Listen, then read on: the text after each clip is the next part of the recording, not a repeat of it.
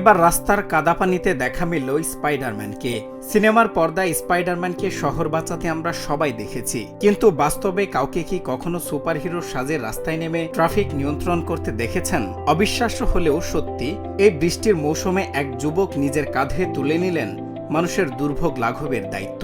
স্পাইডারম্যানের পোশাক পরে রাস্তায় তার নেমে আসার এই ঘটনা এখন রীতিমতো ভাইরাল। টানা বৃষ্টিতে রাস্তাঘাট এখন পানির নিচে, জনজীবন বিপর্যস্ত, যানজটের নাকাল সাধারণ মানুষ। এমন দুর্দিনে মানুষের মুখে হাসি ফোটাতে সামনে এলেন সাদাব নামের এক যুবক। তিনি কোনো সুপার পাওয়ার ছাড়া কেবল মানবিকতার এক স্পাইডারম্যানের পোশাক পরে রাস্তায় নেমে এলেন মানুষের সাহায্যে। তার এই কর্মকাণ্ডে কেবল ট্রাফিক জ্যামই কমেনি, বরং হতাশ হওয়া মানুষের চোখে মুখে ফুটেছে অদ্ভুত এক স্বস্তি।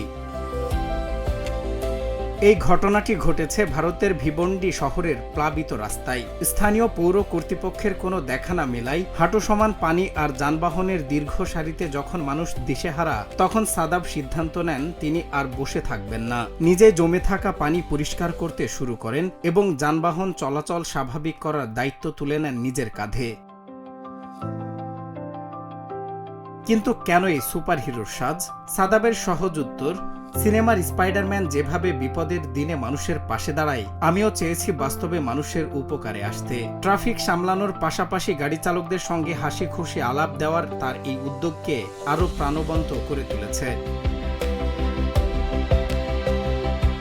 সোশ্যাল মিডিয়ায় সাদাবের এই ভিডিও ছড়িয়ে পড়তে প্রশংসার জোয়ার বইছে। নেটিজেনরা বলছেন, স্বার্থপরতার এই যুগে সাদাব প্রমাণ করে দিলেন, হিরো হওয়ার জন্য সুপার পাওয়ার নয়, প্রয়োজন কেবল মানুষের জন্য কাজ করার অদম্য ইচ্ছাশক্তি।